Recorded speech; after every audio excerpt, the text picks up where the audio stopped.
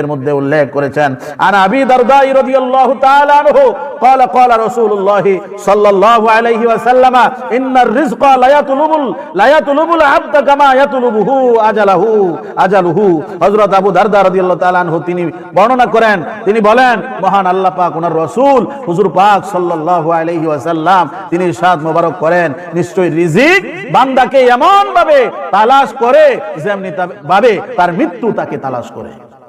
আল্লাহু আকবার।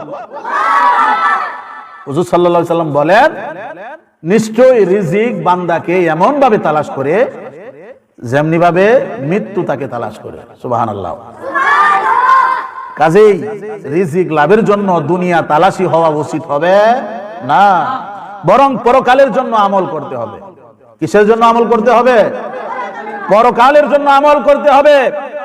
পরকালের আমল হচ্ছে মহান আল্লাহ পাক ওনাকে স্মরণ রেখে ওনার আদেশ নিষেধ মানা এবং এর পাশাপাশি ওনার হাবিব হুজুর পাক সাল্লাল্লাহু আলাইহি সাল্লাম ওনার সুন্নত মোবারকের অনুসরণ করা।